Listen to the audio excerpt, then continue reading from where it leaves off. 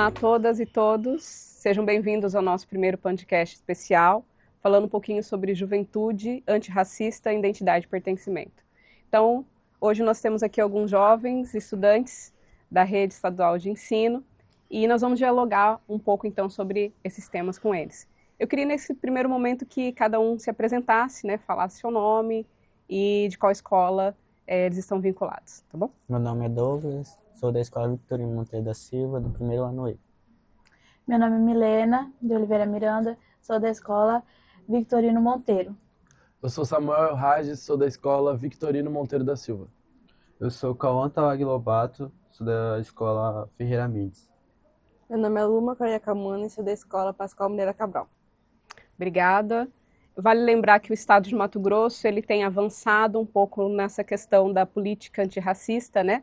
Promovendo algumas ações como essa que a gente vai discutir um pouco sobre a questão da equidade racial, né? Um ponto importante dentro da política das relações étnico-raciais é justamente o diálogo, a formação, os materiais didáticos vinculados ao tema, a valorização, então, das culturas, da diversidade cultural que nós temos, então, dentro do nosso Estado.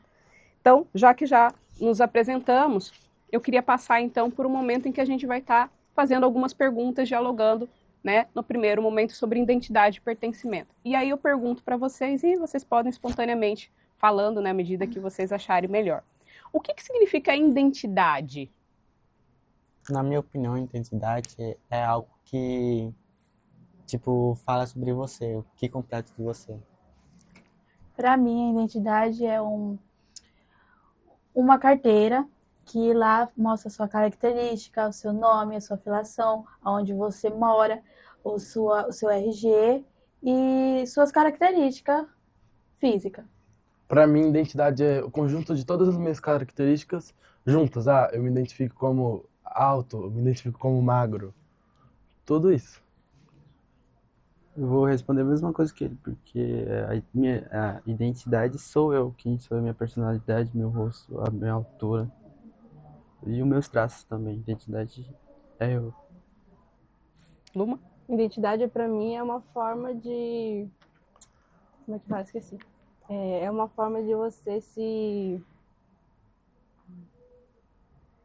Fugiu a palavra da minha cabeça, meu Deus do céu. Se identificar? Se identificar. A forma de você... como você se identifica a sua cor, a sua etnia e tudo mais. Legal, bacana. Tudo isso tem a ver, sim, com identidade, né? Sim. Todos esses pontos que vocês colocaram. E aí, uma segunda pergunta.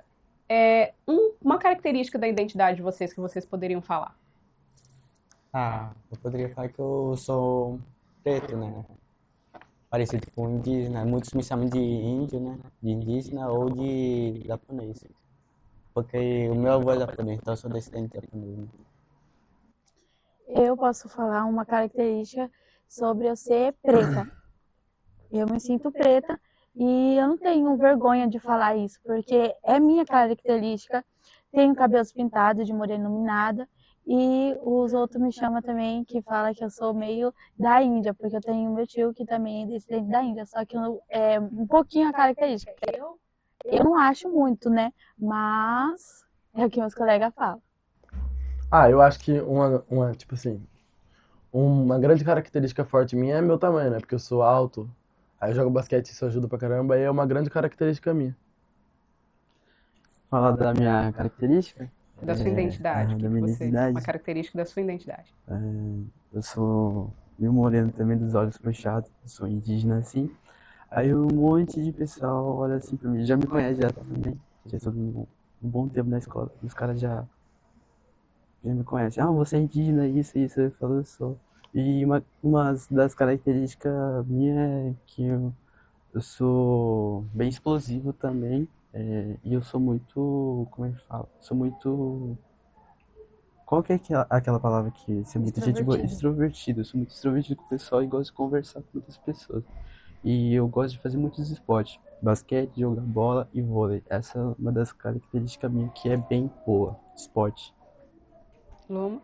Uma das minhas características, eu acho que é eu ser indígena, eu ter cabelo ondulado. E eu gostaria bastante de jogar vôlei também. Legal, muito bacana. Vocês disseram que vocês pertencem, vocês falaram o nome da escola, né? Que vocês Sim. estudam atualmente, né? Vocês se sentem pertencentes a essa escola? Sim, eu me sinto pertencente quando eu faço a pergunta à professora. Aí ela me responde. Ou então quando faz a chamada. Aí eu me sinto pertencente à escola. Sim, eu me sinto pertencente à escola. A mesma coisa que meu amigo Douglas falou. Me sinto pertencente. Ah, eu me sinto bem pertencente à escola porque o povo de lá é muito acolhedor, né? As professoras, os alunos. E eu já conhecia grande parte do povo de lá, então eu já, tipo assim, já tinha uma certa intimidade. Sim, eu também, eu me sinto bem muito em casa na minha escola. Já estudo lá já há um tempo, já tem uns 3, 4 anos já. Aí já não me vejo uma outra escola assim. Já tô terminando uma escola também, terceiro ano do ensino médio. Aí sair de uma outra escola, fazer amizade assim, vai demorar um pouco, mas na minha escola assim eu já me sinto bem.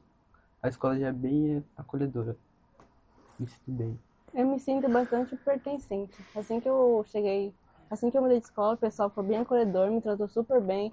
Os meus colegas também já tinham amizade que eu conheci, então todo mundo foi bem acolhedor comigo, os professores também falaram que já conheciam a minha família e tudo mais, aí a maioria me trata muito bem lá.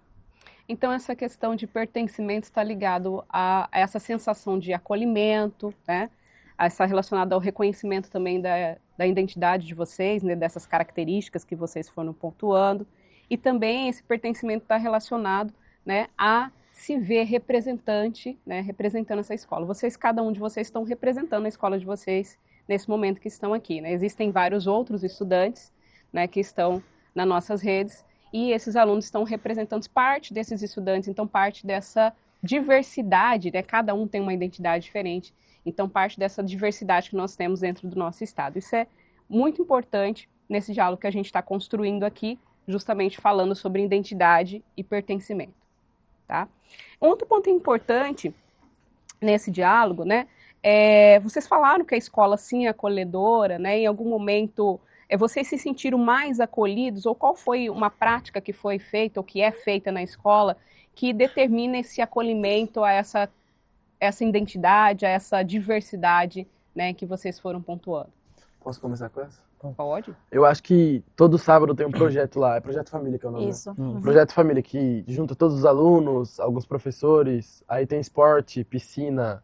Nesse momento, cara, eu acho que é um momento, tipo assim, que é preciso. Porque todos, geralmente ali de segunda a sexta, tem que estar lá, estudar. É muito bom, só que não tem um momento nosso ali, sabe? De comunhão com os amigos. Professores. De interação, de entre interação. os professores, a Aham. família, né, e os colegas. Eu legal. acho que isso une bastante as pessoas e os alunos.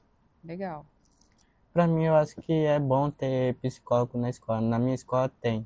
Só que a psicóloga, ela vai 2 vezes por semana. Então, isso pode atrapalhar um pouco quando acontecer alguma coisa importante fora do dia que ela vem.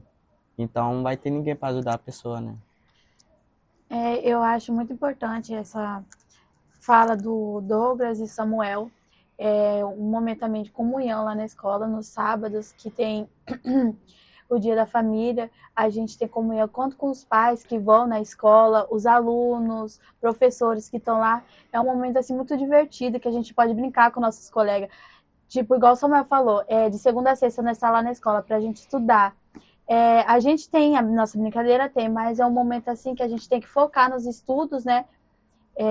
Não pode, tipo, uma hora que a gente descontrair lá na aula e a gente, quando vai ver, a gente já passa por cima e tudo mais, não tem aquela comunhão igual temos no sábado, de brincar, jogar bola, vôlei, banhar de piscina, conversar.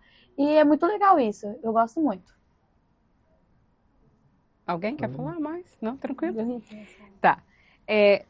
Uma coisa também importante para a gente entender dentro da nossa juventude, né? Falando sobre identidade, pertencimento, esse acolhimento que vocês estão trazendo, né, que é super importante nesse processo, é que existem outras pessoas que não se sentem tão acolhidas assim, né? Existem outros grupos que são invisibilizados. Vocês disseram que se sentem pertencentes à escola, né, a partir das suas identidades, e também vocês se sentem visibilizados a partir dessas ações, como vocês colocaram, que a escola possibilita aos estudantes e à família, né? Então, quando a gente fala sobre esse grupo, que muitas vezes não são visibilizados, né, geralmente essas pessoas sofrem preconceito, discriminação e racismo, Então, falar sobre juventude e atitude antirracista também é uma pauta que nós temos aqui hoje, né? Entendendo que existe uma fala bem emblemática, né, da Angela Davis, em que ela coloca que em uma sociedade racista não basta apenas, né, não ser racista, é importante ser antirracista. O que ela está querendo dizer com isso? Ela já reconhece que a estrutura da nossa sociedade, inclusive no Brasil, ela é uma estrutura que persiste em práticas sociais racistas, discriminatórias, invisibilizadas, né, de um grupo social. Sejam eles negros, indígenas, né, pardos e outros grupos, quilombolas, ciganos e outros grupos mais. Então, nessa sociedade em que se tem essa estrutura que já é racista, a gente não basta dizer, eu não sou racista, a gente precisa agir de uma forma contrária a essas práticas e seria, então, uma prática antirracista. Vocês conseguem identificar práticas antirracistas na escola de vocês? Ah, consigo. Geralmente quando tem, tipo assim, alguma pessoa afetada pelo racismo lá na escola, tipo assim, chamou alguém de preto, macaco. Porque geralmente, querendo ou não, em todo lugar, às vezes vai ter umas palavras feias como essa, né? Aí muitas pessoas vão lá, acolhem a pessoa que tá sofrendo racismo e tenta, ao máximo, mudar a cabeça da outra pessoa que tá fazendo isso com ela. Conscientizar, É, né, sobre essa pra mostrar prática. pra ela que não é só porque ele é diferente que você tem que fazer isso com ele. Ele é um ser humano como a gente. Concordo com a fala do Samuel. Eu também concordo. Posso falar? Realmente o que ele falou foi bom, porque tipo assim, aí teve um tempo que um moleque chegou na nossa sala assim, aí nisso daí, os moleques começaram a zoar ele, né? Você é moreninho preto, assim. Aí tipo assim, eu achei muito errado. Falei, não, mano, você nem conhece o moleque direito e já vai começar a ir em cima dele assim. Ah. Aí eu já comecei a conscientizar eles, mano, para com isso daí porque isso é muito feio. Conversa com o cara, faz uma amizade com ele e vamos ver como é realmente a verdadeira forma dele, como ele é realmente. Porque falar da cor, da cultura dele, mal sabe como é que ele é. Aí eu acho muito. Também, não é só na parte da minha sala, também todas as partes da escola. Eu fico passando assim e vejo alguém zoando outro moleque, uma menina assim. Eu já vou naquele mano e já falo assim: não, você tem que parar com isso porque isso é muito feio, isso é um ato de racismo. Já vou conscientizar ela, falando, ajudar também, falando assim: não, isso é feio e se acontecer alguma coisa assim mais, se for mais aprofundar, vai na coordenação. Mas isso já vou ajudando também. E também já sou amigos do Grêmio, entendeu? Já tem uma parte que já fica assim, conversando. É, tem um, tem um mano daquela sala que tá fazendo um negócio de racismo. Isso é muito feio. E eu não gosto disso aí. Eu acho muito feio. Porque quando cheguei na escola assim, já sofri preconceito, xenofobia também. Entendeu? Aí já cheguei na escola me chamando de índio. Mal me conhecia, me chamando de índio. Você é moreno, cabelo liso, os olhos puxados. Aí já fica muito bolado. Porque eu me vejo uns anos atrás pensando nisso.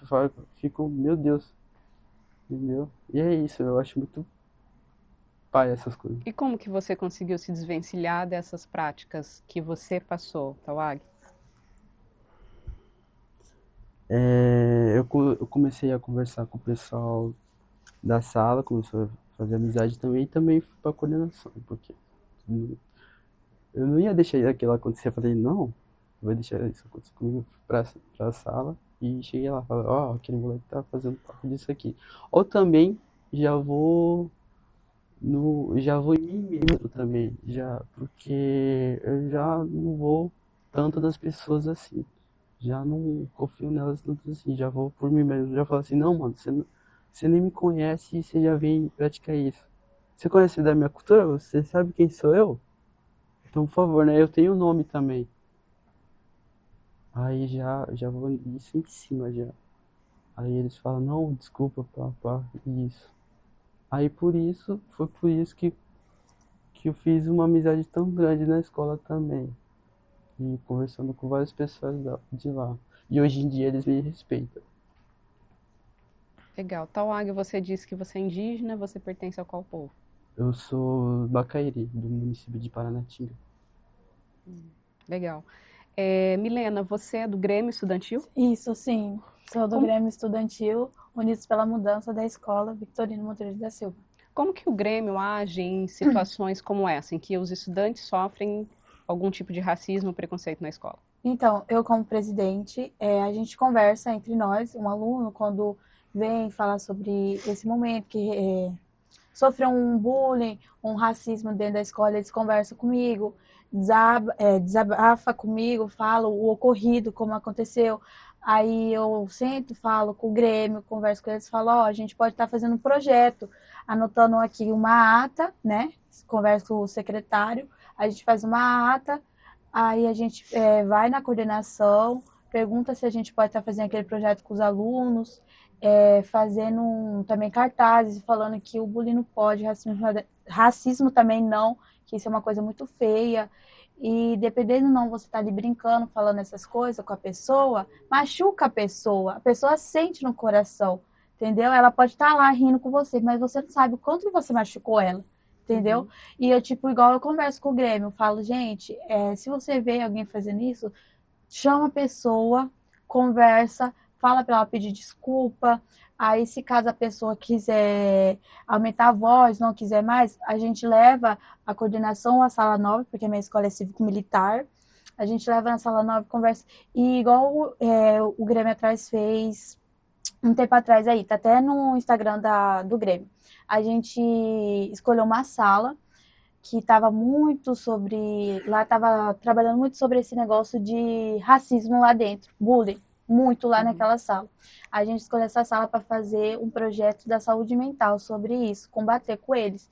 A gente fez uma roda de conversa, conversamos com eles, falamos, cada um ali se desabafou, teve choros e tudo mais, cada um conheceu sua história, porque independente de tudo, todo mundo somos iguais, só que cada um tem o seu jeito.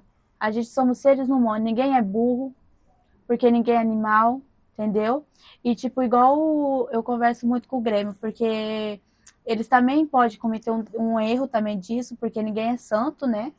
Pode cometer o erro, só que a gente fala, a gente, nós alunos, fala algumas frases que a gente falou assim, que a gente nem percebeu o que a gente falou, mas machucou a pessoa.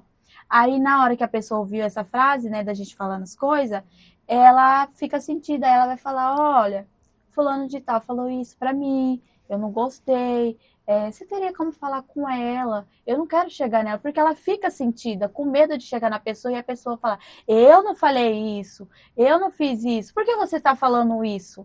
Uhum. E é o que eu falo para o povo da escola. Olha, presta atenção o que você fala com o seu amigo. Presta atenção o que você fala com o seu colega. Porque se a gente for parar para analisar, nós estudantes passamos o dia mais na escola do que em casa. Uhum. A gente convive com nossos colegas, a gente convive com nossos professores, quem trabalha na escola. A gente praticamente chega em casa, quando alguém não trabalha, fica em casa, ajuda a mãe, ajuda o pai. E, tipo, a escola parece que é a nossa segunda casa. Então, sobre racismo, bullying, essas coisas que a gente sofre na escola, nós do Grêmio tenta fazer o máximo de trabalhos, projetos. Às vezes a gente, tipo, não posta, porque a gente não, algumas salas não quiseram mostrar a imagem e eles não autorizaram. Uhum. E aí, ou eles falaram coisa assim que eles que não querem que grave, não quer que mostre chorando, ou falou uma coisa assim que estava no íntimo, que ninguém da família sabia, eles abafou ali. E igual o Drogas falou, quando a senhora fez a pergunta do psicólogo lá na escola.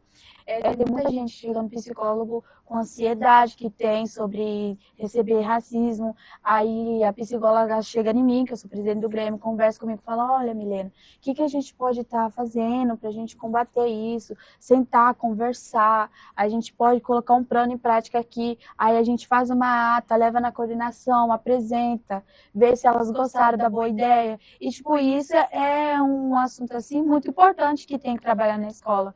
Porque muitas muitas vezes a gente pode estar ali brincando, achando que isso é muito legal, mas a gente não sabe o que a pessoa que a gente está fazendo bullying, o racismo, sente. Verdade. É importante dizer uma coisa, né? A questão do racismo. O racismo é crime, né? O racismo é crime. E a escola, ao lidar com essas situações de crime, existe um protocolo, que é isso que a Milena foi, de certa forma, experienciando, né? Então, existe um protocolo que é feito de forma pedagógica para combater, né, e ações que são feitas voltadas a essa questão do racismo na escola. Outro ponto importante que vocês colocaram nessas ações feitas no Grêmio, que não é uma ação isolada, né, é uma ação que ela é coletiva. Então, existe o corpo da gestão, o psicólogo, né, e envolve os outros alunos, a escola, da escola, tanto os que foram afetados como aqueles que devem ser conscientizados, né.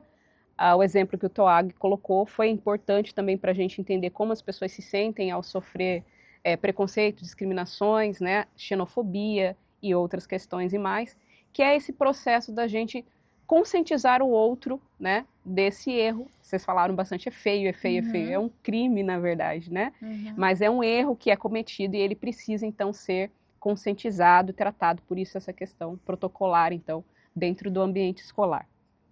Então, falando nesse tipo de sociedade em que muitas vezes a gente tem uma estrutura, quando a gente fala sobre racismo estrutural, a gente entende que a estrutura da nossa sociedade, ela é favorável a práticas e ações racistas. Mas por quê? Eu queria lembrar que hoje é o dia 13 de maio, né? E 13 de maio a gente celebra a abolição da escravatura. Eu nem falaria celebra, né? Celebrar.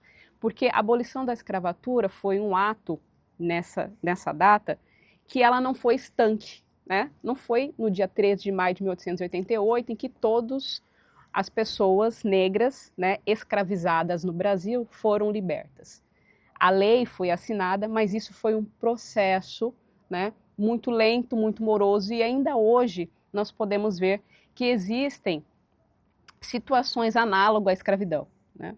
Então, entender que houve esse processo de forma muito morosa, no qual negros, indígenas, né, não foram inclusos de uma forma respeitosa, de uma forma, de uma forma justa na sociedade em que nós tivemos, né?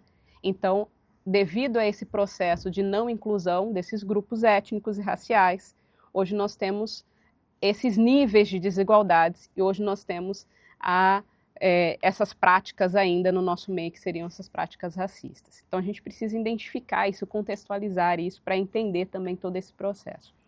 Outra coisa importante que na fala de vocês é que muitos disseram sobre, eu tenho uma ancestralidade que é de X, né, de Y, né, dizer isso é a formação da sua identidade, né, e no Brasil nós passamos por um processo de miscigenação, de misturas de vários grupos étnicos e sociais, né, que constituem um grupo brasileiro. Apesar de nós termos um grupo que detém certos privilégios sociais, a gente vai, nesse momento, também, né, identificar que existem outros grupos que colaboram efetivamente para a formação do grupo, né, da sociedade brasileira. Os negros, indígenas, né, não só os europeus, asiáticos e outros demais, tá bom? E aí eu queria colocar, a gente já falou um pouquinho sobre o que vocês vivenciaram e presenciaram sobre situações de preconceito, a gente falou o que seria nessa sociedade antirracista na escola, e agora eu queria falar um pouquinho com vocês sobre a autodeclaração.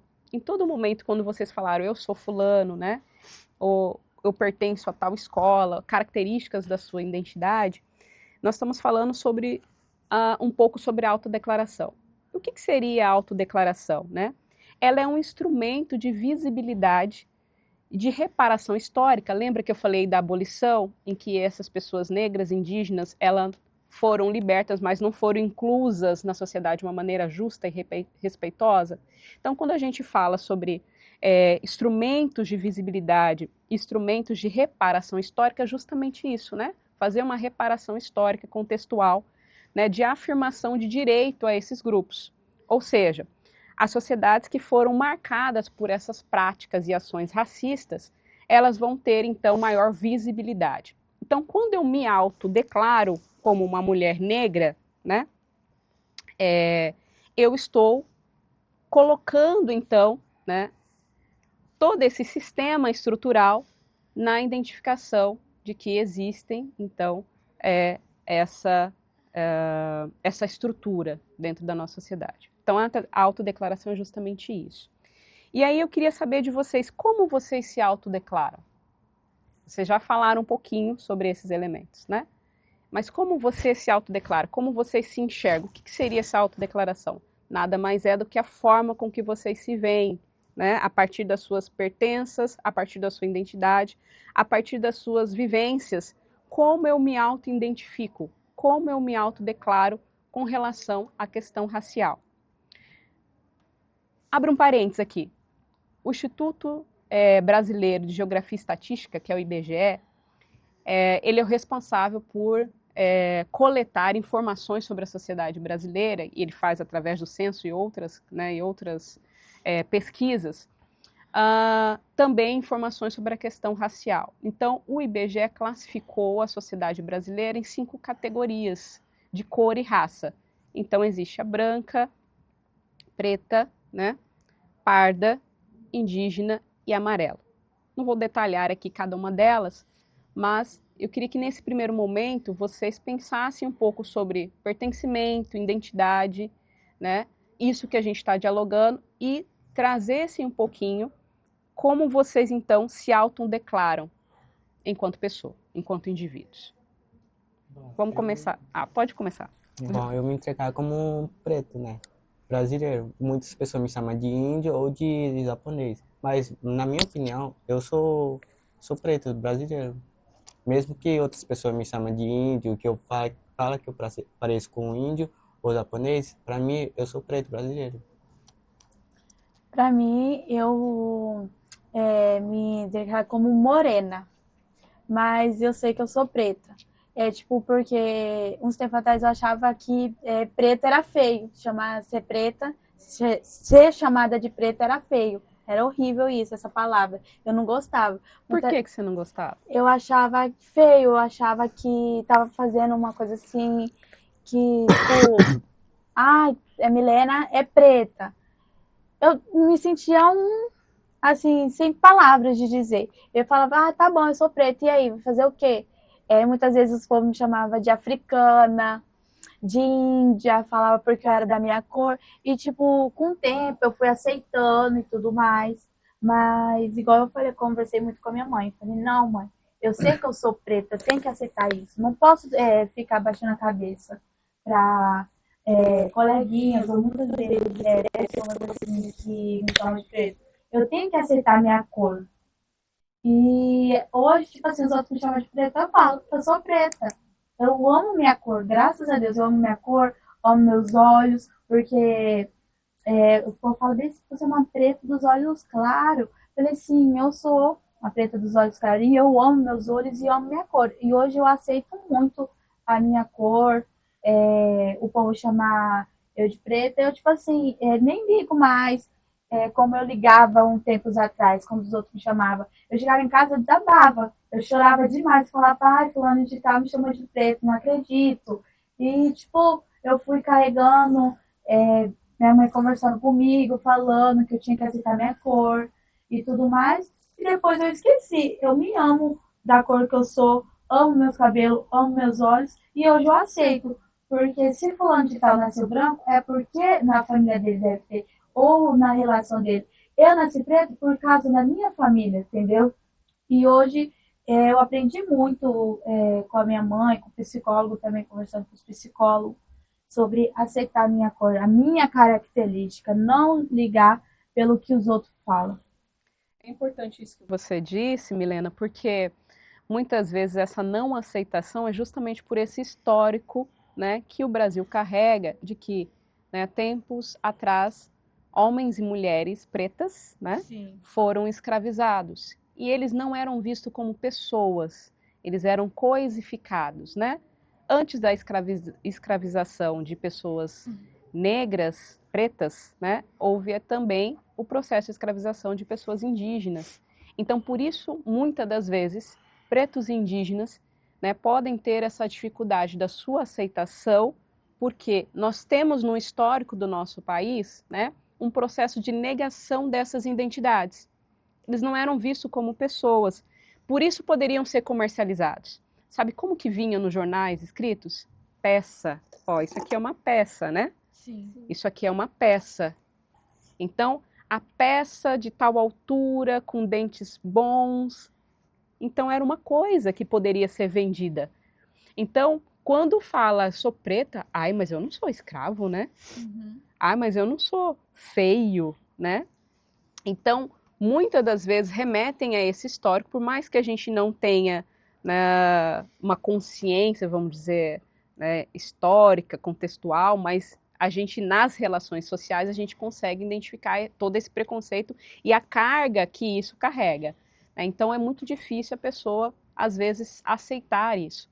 Mas um processo em que, né, vai construindo essa identidade enquanto indivíduos, a gente vai aceitando essa aceitação, né, dentro do movimento negro e do movimento indígena, ela criou uma categoria, né, de reivindicação e de resistência. Então, quando o Tauage vai dizer, eu sou indígena, Bacairi, né, ele está dizendo, olha, o meu povo resistiu a todo esse processo de escravização, a todo esse processo, né, de genocida.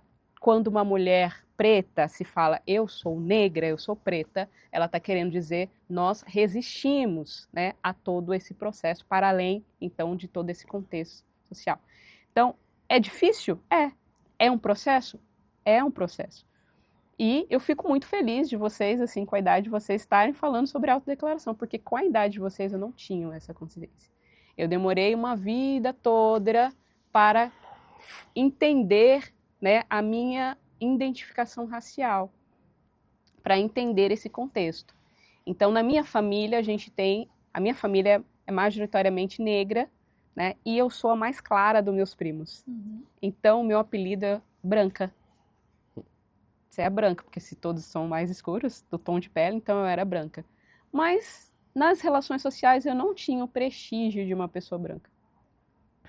Quando eu chegava no lugar, eu era olhada de cima a baixo, né? Numa entrevista de emprego, se uma colega tinha características e fenótipos voltados à questão branca, ela era escolhida em detrimento de mim mesmo, que eu tinha qualificações para isso. Então, no decorrer, eu entrei numa crise. Eu não sou branca, apesar da minha família me identificar como branca, mas eu também não sou negra porque eu não tenho um tom de pele negra. Quem eu sou? Entende? Isso faz parte da identidade.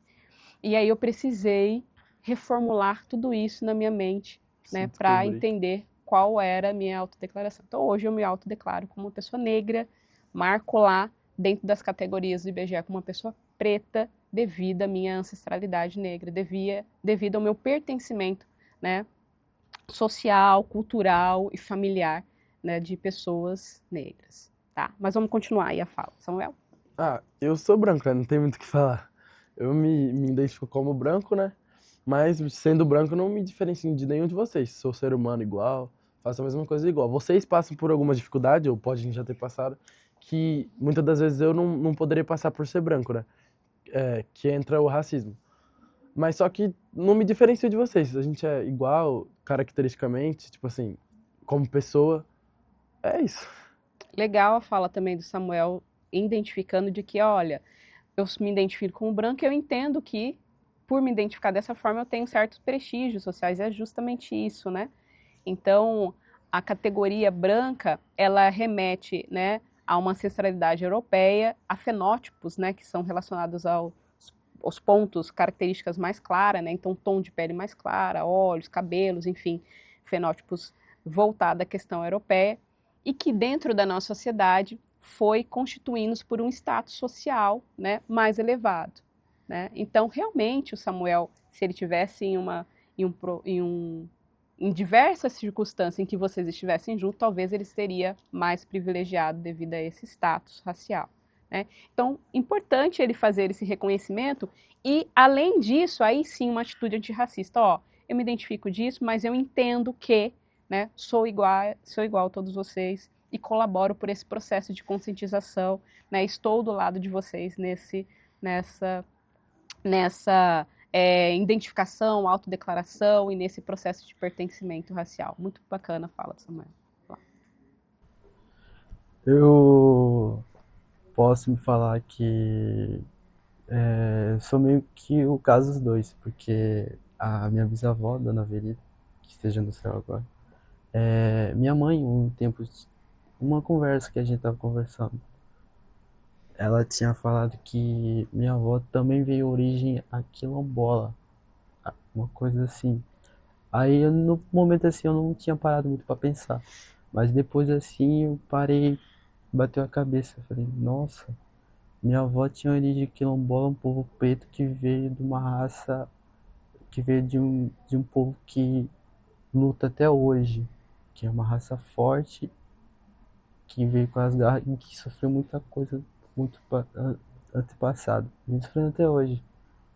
Aí, e também os indígenas que sofreu muita coisa também, sofrem até hoje o preconceito também, e que vem lutando até hoje também. E também são duas culturas, são dois povos que tem uma das culturas mais bonitas que tem, que é a origem, que tem a cultura do indígena e o povo negro, que tem outras, que são duas raças que são muito fortes, assim. Eu me identifico como indígena e também meio preto, assim, porque são duas negras do cara.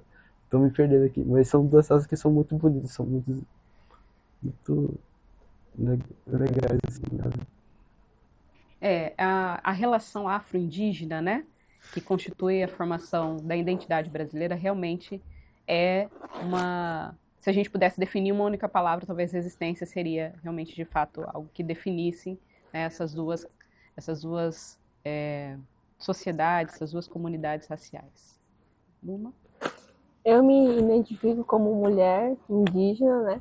E no começo eu também não gostava muito de me identificar como indígena, assim como a Milena disse. O pessoal ficava fazendo piadinha, falando as coisas e tudo mais. No começo, assim que eu mudei para Cuiabá, o pessoal ficava falando, a lá índia, aí ficava fazendo piadinha com a boca, ficava fazendo, ficava fazendo símbolo de arco e flecha com a mão, e eu não gostava muito não. Mas só que depois disso, eu percebi que tem realmente gente que se importa, que respeita. Aí eu comecei a me identificar realmente como indígena. Eu falava, eu sou indígena. Eu sou indígena. E o pessoal ficava falando, faz o sobrenome, faz o sobrenome. Aí eu ficava tentando repetir. Aí eu ficava fazendo uma piada. Aí eu não gostava muito não, mas agora eu me identifico como mulher indígena. E qual que é o seu sobrenome? Meu sobrenome é Luma Kauru Ayakamã. Tem um significado, o nome indígena? Tem, mas eu não sei muito bem não. Legal também essa fala da Luma, né? Esse processo também de construção dessa identidade, né, que perpassa essas relações de preconceito, de racismo. E você disse uma coisa importante, depois eu fui me vendo as outras pessoas e fui me identificando enquanto mulher indígena. Quem que te inspirou? Quem você viu que representou essa imagem que você pudesse se identificar? A minha mãe, a minha avó e a minha bisa. A sua mãe, a sua avó e a sua bisa. E todas são indígenas? Sim, todas. Mulheres indígenas? Sim, todas são mulheres indígenas. Que bom. Você veja que a gente precisa também ter representatividade, né? Eu falei um pouquinho da minha história e aí eu fiz esse processo que a Luma fez. Quem eu me identificava? Quem me representava, né? Então vocês aqui, juntos, né, misturados, vão ter estudantes que vão olhar e vão falar, eu me pareço com ela. Eu me sinto representada na fala dele, né? Eu me sinto acolhido, né, por essa live, porque dentro desse debate. É importante isso, trazer essa representatividade, né, mostrar, então, quem nós somos, a nossa identidade. Já está fechada a nossa identidade? Não. Ela vai sendo construída no decorrer do tempo. E talvez esse processo que eu levei 20 anos, olha, vocês com 14, 15, não sei quantos anos vocês têm, já estão há menos 5 anos. Que legal isso, né? Isso é importante. Então, quando a gente fala um pouquinho sobre essa declaração, é justamente isso. Trazer instrumentos de visibilidade que a pessoa possa se identificar, né, possa se ver na imagem do outro, né, dentro dessa questão de identidade e pertencimento e poder, então, se autodeclarar. As avaliações oficiais que vocês fazem, né, para o governo, elas vêm uma partinha colocando, né, um processo que vocês têm que se autodeclarar, enquanto a sua questão de cor e raça, não é isso? Sim. É isso mesmo, né? Sim. Vem lá. E vocês sabem por que existe essa identificação ali naquela avaliação? Por que eu tenho que me autodeclarar numa prova da SEDUC? Sabe qual que é a importância disso? Na minha opinião, é para tipo, saber se mais preto, ou mais indígena, ou mais branco no estado, né, na cidade. E aí, por que é interessante saber se tem mais pretos, mais brancos, mais indígenas Qual a na maior cidade? parte, né, tipo assim, de alunos? Tipo, a maior parte de aluno a maioria é negro. Ou a maioria é branco. Aí tem que fazer algum projeto, alguma coisa para incluir os negros. Ou os Legal, brancos. legal. O que mais quer colaborar? Eu já falaram tudo praticamente. Mas é verdade sobre isso que eles falaram. E também, tipo, igual o Samuel acabou de falar aqui. Muitas vezes, por exemplo, vou dar um exemplo. Em tal escola tem mais negros, mais brancos, mais indígena, mais venezuelano. Aí muitas vezes o venezuelano, indígena, os preto e branco, cada um fica num espaço, num grupinho. Ali é o grupinho do branco, ali é do preto, e não inclui os indígenas, porque o povo acha que, né, eles não podem ser incluídos, que eles são uma pessoa assim como posso dizer? Diferente. Ai, fulano de tal não pode ficar aqui no meu grupinho. Não vou, vou fazer um projeto. A escola fala, você vai juntar com tal pessoa. Não, aquele preto ali, não vou não, de jeito nenhum. E isso é muito importante quando a gente, na avaliação, vê isso. Por exemplo, na avaliação vê lá, né, de nós colocar, aí a pessoa coloca, eu sou negro, eu sou branco, eu sou indígena, eu sou isso. Isso é muito importante saber para fazer projetos que podem incluir todo mundo, porque todo mundo são seres humanos igual ao outro. Então, esses projetos que vocês estão falando nada mais é do que políticas públicas, né? E se a gente está falando sobre educação, essas políticas públicas são voltadas à educação. Então, políticas públicas de educação, de relações étnico-raciais. Então, essa é uma ação também voltada a esses tipos de políticas públicas, né? Então, se lá nas suas avaliações vem a autodeclaração, porque a autodeclaração é você que está declarando enquanto pessoa, enquanto indivíduo, né, qual então identidade racial você se identifica, né? Você pertence. E nesse processo, então, vai formular a partir desses dados políticas públicas relacionado ao parâmetro de equidade racial. Um ponto importante que a gente está falando aqui, nós já vimos que somos diversos, que somos diferentes, né? Eu costumo dizer lá, eu sou professora de sociologia. Lá no início da aula de sociologia, quando a gente vai estudar diversidade, eu digo assim, olha, diferença, o que é diferente? Diferente é você identificar que é algo, né, que difere do outro. Eu sou diferente da Luma, certo? E a gente pode colocar essa diferença de várias formas, né? Então, eu tô de trança, tá de cabelo liso, tom de pele, né, as características e tal. Então, diferença só remete à questão de que somos diferentes. Mas, muitas vezes, as questões raciais, elas estão no âmbito da desigualdade. E desigualdade, ela remete à hierarquia. Então, diferença é só dizer que eu sou diferente dela. E tá tudo ok. Nós somos diferentes, nós somos diversos. Olha que chato seria se todo mundo fosse igual, né? Seria tudo robozinho, tudo igualzinho? Não. Então, nós somos um estado rico. Nós estamos falando de povos indígenas, como o representante Tauag e a Luma, né? Que é o povo Bacairi, que é da região de Paranatinga, mas nós temos 43 povos indígenas. Olha, que falam línguas diferentes, que têm cultura diferente, né? Que têm tradições, rituais, tudo diferente. Né? Além desses 43 povos, nós temos outros grupos sociais, raciais dentro, né, do Mato Grosso, quilombolas, ciganos, falamos sobre os venezuelanos, haitianos, né, e tantos outros grupos. Então nós somos um estado muito diverso. Então quando a gente fala sobre diferença, nós somos diferentes. Mas quando a gente fala sobre desigualdade, a gente vai colocando patamar de hierarquias, e aí a gente cai nisso que seria o racismo, né, porque dentro desse processo de hierarquização, você vai falar, os brancos são melhores, são mais inteligentes, são civilizados, e os negros são inferiores, os indígenas negros, né, e outros grupos são inferiores, são inferiorizados, né, são selvagens, né, são, não, são burros, né, na linguagem de vocês. Então, remete à hierarquização. Quando a gente vem fazendo recorte sobre esses dados, o que ele pode fazer, o que esses dados podem construir, são políticas públicas voltadas à educação, voltadas à equidade racial, trazendo isso que vocês falaram, a inclusão desses grupos. Lembra que eu falei lá atrás sobre a abolição, dia 13 de maio de 1888, que esses grupos foram excluídos, foram libertos, mas excluídos socialmente? Então, a gente vem com uma política de reparação histórica e social.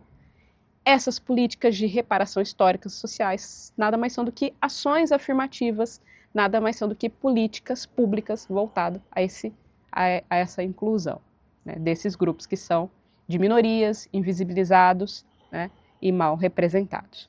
Tá?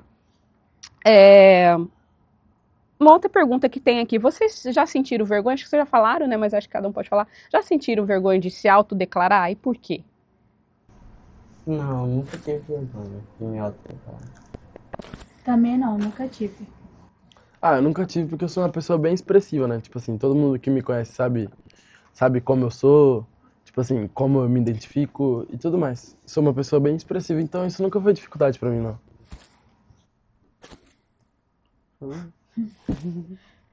Essa pergunta mesmo. Você já teve dificuldade de se autodeclarar e por quê? Já, bastante. Por causa do preconceito e das piadas. Eu Não conseguia. não conseguia me autodeclarar. Quer falar alguma coisa, Cauã? Eu não. Eu me declaro. Tá bom. Nós já falamos então sobre quem somos lá no começo. Nós já falamos sobre esse processo de autodeclaração e agora a gente poderia falar assim, como que a escola então, né, ela pode incluir esses alunos que se sentem visibilizados, que se sentem não representados, que se sentem muitas vezes com essa dificuldade de se autodeclarar? O que vocês acham que a gente poderia promover na escola ou de alguma forma contribuir para que esse estudante se autodeclare? Poderia fazer mais projetos para incluir mais as outras pessoas, né? Projetos? Mesma coisa. E fazer tipo uma palestra,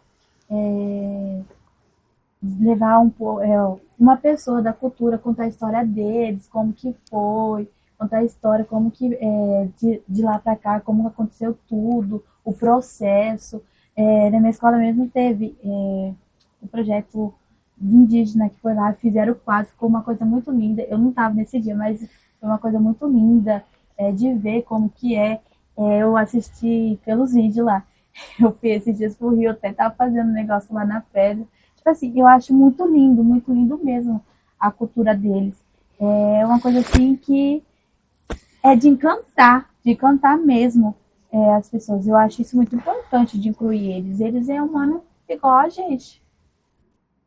Ah, eu acho que tinha que ter grupos de interesse, porque, por exemplo, se eu tô numa escola que tem um grupo sobre esporte, outro sobre uma área de estudo, e vão ter mais pessoas diferenciadas, tipo assim, tem um negro, um branco, um indígena, uma pessoa de outro país, ali elas acabam estando juntas, pode estar fazendo amizade. Mesmo sendo diferente, pode estar ali junto no mesmo intuito e acabar virando amigos. Legal. Ver quais são os grupos de interesse que se tem dos estudantes e criar esses grupos para que possa socializar e ter relações. Ele já falou praticamente já. Eles falaram Tem já. alguma ideia? Eu concordo com todos eles, mas eu acho que também eles deveriam fazer uma roda de conversa com todos os alunos, com professores, ou com os alunos que não conseguem se autodeclarar, se identificar, ou que têm dificuldade até de... Tem gente que acabou de chegar na escola e tem vergonha de falar, se sente muito assim. Eu Chega acho na Exatamente. escola, aí tem empatia com a pessoa, chegar lá, vem aqui, vamos conversar. Sim, eu acho que deveria ter um grupo para acolher essas pessoas que acabaram de chegar. Mas só que eu acho que, tipo assim, roda de conversa, algumas pessoas não iriam querer se expressar muito, né? Não iam querer ser tão, como que eu posso dizer, transparentes. Se expor. Não iriam querer ser tão transparentes com as outras pessoas, porque até que não conhece, pode estar com medo de ser julgado, mas é uma ótima ideia. Mais alguma outra ideia que vocês teriam para que a gente possa ter essas práticas na escola? Não? Tudo isso vale a pena, sim. Tudo isso é válido. E são exemplos, né, do que a escola pode construir. Então, eu queria fazer um desafio nessa hora. É desafio #MT antirracista, tá? Então, para você que está nos ouvindo aí, você é estudante, você pode criar, então, um vídeo, ok? Com o tema Juventude Antirracista e compartilhar com a sua DRE. Cada DRE vai poder escolher 2 vídeos, tá? E postar, então, né? Vai ser postado nas redes da SEDUC. Os vídeos que tiverem maior visualizações, maior marcação, né? Que tiver maior, como que vocês dizem mesmo aquela palavra?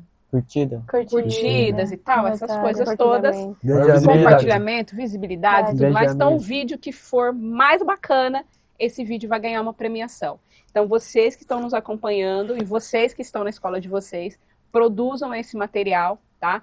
Desafio #MT antirracista. Vídeos curtos que tenham, então, ideias de como a gente construir isso coletivamente dentro da nossa escola. E publica, então, né, para a DRE. Cada DRE escolhe, então, 2 vídeos e, a partir disso, vai ser vinculado nos sites da SEDUC e escolhido, então, aquele que tiver maior visibilidade, tá? Nós contamos com você nisso, tá bom? Acho que a gente já vai partindo para o final da nossa roda de conversa. Muito bacana estar com vocês. E aí eu queria fazer uma dinâmica assim, olha só, eu achei muito interessante aqui. O que eu carrego na mochila? Então a pergunta é, se a história de vocês coubesse numa mochila, o que vocês teriam dentro dela? Não sei explicar, tipo, o que eu poderia me lembrar da minha infância. Dentro das suas vivências, da sua ancestralidade, das suas memórias, dos seus afetos, né, dessa construção de pertencimento, identidade. Se você pudesse colocar tudo isso dentro de uma mochila, o que é estar dentro da mochila? Da sua Ia mochila? ter alegria, felicidade, tristeza também, né? Raiva. Isso. Ai, calma aí. Vocês podem trazer elementos, né? Às vezes coisas que estão relacionadas a isso que eu falei, identidade, ao pertencimento, né? A cultura, tá? De vocês. Eu carregaria na minha mochila alegria, respeito, que mais? Felicidade, acho que só. Mais coisa, que agora tá dando branco na mente, mas carregaria bastante coisa. Na minha eu carregaria todos os momentos felizes que eu tive, né? Com a minha família, amigos, tudo mais, e momentos tristes também, porque alguns são necessários, né? Pra você mudar e ser uma pessoa melhor. O basquete também, porque é uma coisa que ajuda muito na minha vida. Às vezes quando eu tô cansado, tô pensando muito, eu vou jogar pra esfriar a cabeça. E várias outras coisas. É muita coisa, né? Pra carregar numa mochila só. Verdade. Minha tinha que ser uma mala, então. Eu levaria a felicidade, a tristeza também, como ele tinha falado, que é realmente necessário para se lembrar daquilo e ver uma coisa melhor, assim, para se pensar em outra coisa, uma coisa Fazer melhor. diferente. Sim, fazer diferente, com certeza. E também a minha essência, a minha história também, levar tudo junto, a cultura, assim, e e o esporte também, pra mim. O esporte é quase uma terapia também. A música também. E levar tudo isso na minha mala. Eu acho que eu também levaria minha cultura, minha essência, alegria, tristeza. Eu acho que eu também levaria um fone, eu levaria meu celular, eu levaria a rede que eu deitava com a minha avó e essas coisas. Legal isso. Por que a rede que você deitava com a sua avó? Porque faz lembrar parte da minha infância. Faz lembrar da infância. Legal. Muito importante isso, né?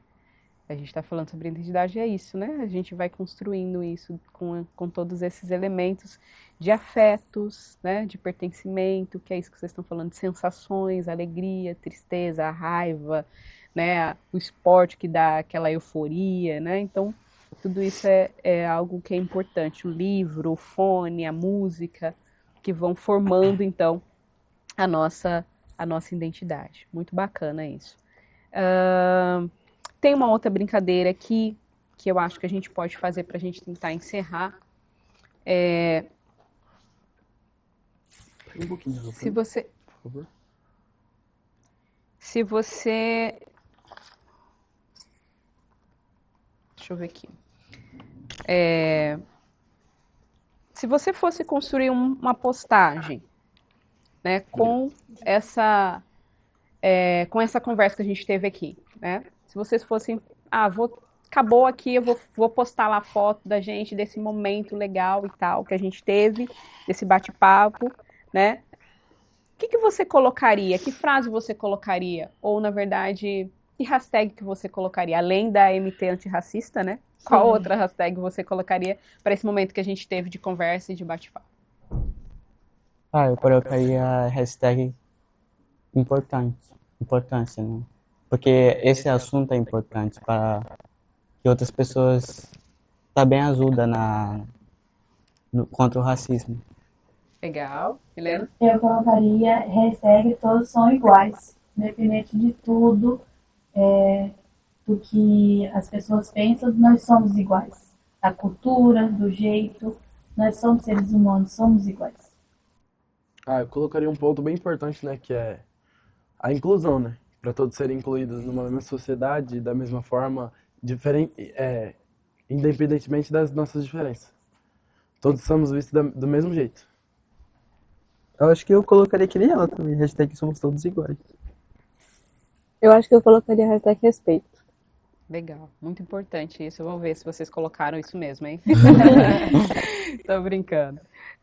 Bom, foi muito bacana conversar com vocês. Tem alguma coisa que vocês gostariam de perguntar, né, sei lá, falar, perguntar um pro outro? Há uma coisa que eu queria perguntar, essa camiseta que a Luma e o Cauã estão usando. A gente tem um movimento hoje em dia, porque teve o ATL agora há pouco, né? Aí O que é a TL? a TL é Acampamento Terra Livre. acampamento Terra Livre. É um movimento social indígena. Sim, um movimento movimento social indígena. indígena que acontece E vocês cada ano. participam?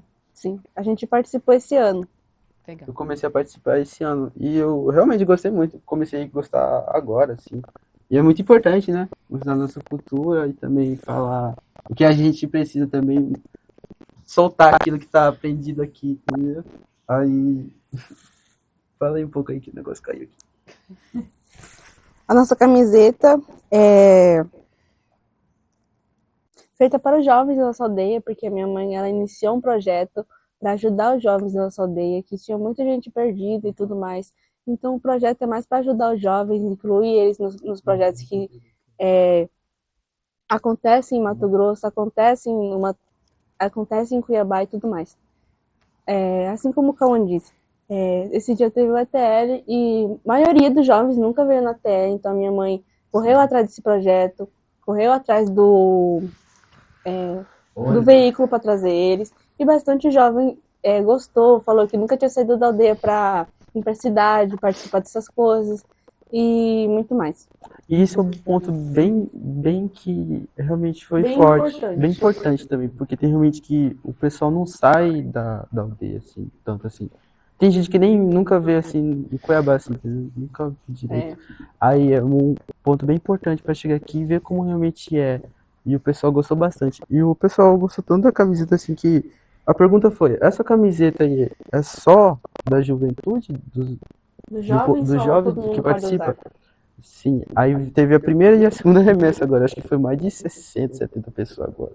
Muita pessoa que teve Interesse na camiseta. interesse na camiseta. Legal, então é uma camiseta que representa a juventude Curabacairi e esse envolvimento dos jovens nos movimentos indígenas, né? A partir, então, do acampamento Terra Livre que vocês participaram agora, né? O Terra Livre de Mato Grosso que vocês Sim, de participaram, Mato né? Grosso. Existe o acampamento que é nacional, que é feito em Brasília, Sim. né?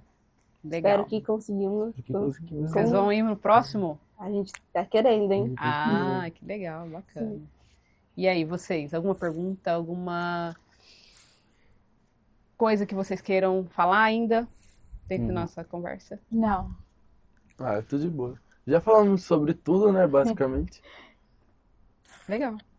Então, quero agradecer, então, a cada um de vocês que estiveram conosco e com esses estudantes incríveis da nossa rede estadual de ensino. pelo começo, então, desse diálogo que nós estamos estabelecendo de uma juventude antirracista.